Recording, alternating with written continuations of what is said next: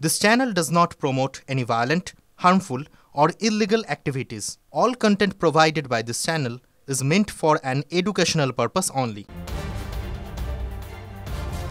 আজ ফের রাত দখলের ডাক আন্দোলনকারী জুনিয়র চিকিৎসকদের। 14 আগস্ট তিলোত্তমা কাণ্ডের প্রতিবাদে হয়েছিল প্রথম রাত দখল। ওই রাতেই আরজি করে তাণ্ডব চালায় একদল দুষ্কৃতী।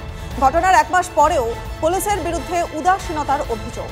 দিনে দুবার ব্যবহার করো স্টপেজ ক্রিম আর নিজেকে রাখো evergreen Keya Seth aromatherapy stoppage cream আর খুঁজে পাও নতুন আমিকে। 5 দফা দাবিতে অনর স্বাস্থ্য ভবনের সামনে অবস্থানকারী জুনিয়র ডাক্তাররা। আন্দোলনে দলীয় রাজনীতির ছোঁয়াচ এড়াতে মরিয়া জুনিয়র চিকিৎসকরা। তাদের দাবি নিয়ে আলোচনায় বসুক সরকার। নবান্নে বৈঠক ভেস্তে গেলেও দাবি তুললেন আন্দোলনকারী চিকিৎসকরা। আলোচনাতেই অচলাবস্থা কাটতে পারে বলে আশাবাদী আন্দোলনকারীরা। বৃষ্টি মাথায় নিয়ে লালবাজারের সামনে রাতভর অবস্থান বামেদের। পুলিশের ব্যারিকেডের সামনে মঞ্চ বানিয়ে অবস্থান। জুনিয়র ডাক্তারদের পাশাপাশি রাত জাগলেও বাম নেতা কর্মীরাও। আজ বিকেল 5টায় অবস্থান মঞ্চেই সমাবেশের ডাক। হাওড়া এবং শিয়ালদা স্টেশন থেকে মিছিলে আসবে অবস্থান মঞ্চে। স্বাস্থ্য ভবনের সামনে জুনিয়র চিকিৎসকদের ধর্নাস্থল এবং তার আশেপাশে সুরক্ষা বাড়ালো বিধাননগর পুলিশ কমিশনারেট। টেকনোসিটি থেকে বেনফিস মোড় পর্যন্ত যে রাস্তায় জুনিয়র ডাক্তাররা অবস্থানে বসে আছেন সেখানে নতুন করে 14টি সিসি ক্যামেরা বসানো হয়েছে। এই ক্যামেরাগুলির ফিড ইলেকট্রনিক্স কমপ্লেক্স থানায় পৌঁছে যাবে। আন্দোলনরত জুনিয়র চিকিৎসকদের নিয়ে বিতর্কিত মন্তব্যের জের হুমায়ুন কবিরের বিরুদ্ধে বহরমপুর থানায় এফআইআর দায়ের। চিকিৎসক দেবাংশু ঘোষের অভিযোগের ভিত্তিতে ভরতপুরের তৃণমূল বিধায়কের বিরুদ্ধে একাধিক ধারায় মামলা রুজু করা হয়েছে। জেলা শাসক, জেলা পুলিশ সুপার, সিএমওএইচ এর কাছে লিখিত অভিযোগ দায়ের। আরজিকর এবং সংলগ্ন এলাকায় বাড়ল বেআইনি জমায়েতের নিষেধাজ্ঞার সময়সীমা। 16 থেকে 30 সেপ্টেম্বর পর্যন্ত আরজিকর এবং আশেপাশের বেশ কিছু জায়গায় 5 জনের বেশি জমায়েত করা যাবে না। বিবৃতি কলকাতা পুলিশের। এলাকার শান্তি শৃঙ্খলা বজায় রাখতেই এই নির্দেশ জানালেন কলকাতার পুলিশ কমিশনার বিনীত গোয়েল।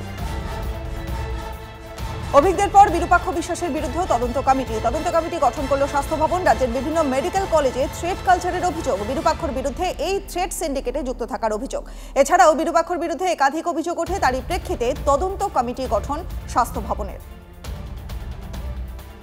আরজিকর কাণ্ডের জেরে জুনিয়র ডাক্তারদের লাগাতার কর্মবিরতির জেরে 29 জন রোগীর মৃত্যু হয়েছে দাবি রাজ্যের। মৃতদের পরিবারকে আর্থিক ক্ষতিপূরণ দেওয়ার ঘোষণা করলেন মুখ্যমন্ত্রী। মৃত 29 জনের পরিবারকে 2 লক্ষ টাকা আর্থিক সহায়তার ঘোষণা রাজ্যের।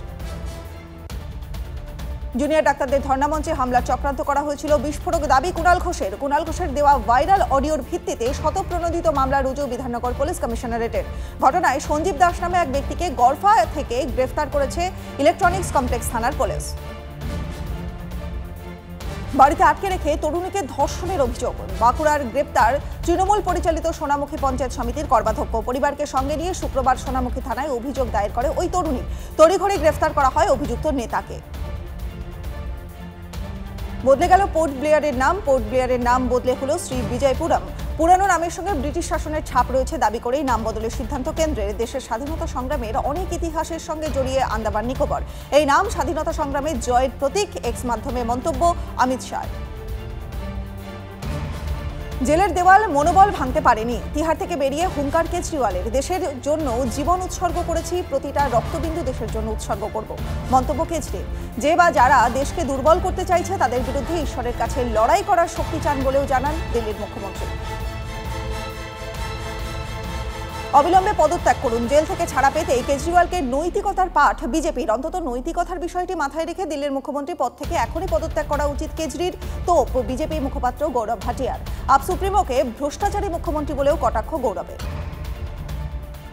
এবার অযোধ্যায় জমি কেনাবেচায় দুর্নীতির অভিযোগে সরব অখিলেশ যাদব। সমাজবাদী পার্টির প্রধানের দাবি, যোগী সরকারের মদতেই বিজেপি নেতারা বেআইনি জমি কেনাবেচার সঙ্গে জড়িত। হাজার হাজার কোটি টাকার দুর্নীতি হয়েছে। বিজেপি নেতাদের পাশাপাশি কয়েকজন আমলাও এর সঙ্গে যুক্ত, অভিযোগ অখিলেশের। আরও শক্তিশালী নৌসেনা। স্বল্প পাল্লার মারণ ক্ষেপণাস্ত্রের সফল উৎক্ষেপণ ডিআরডিওর। ওড়িশার চাঁদিপুর থেকে ভার্টিক্যাল ক্ষেপণাস্ত্রের সফল উৎক্ষেপণ।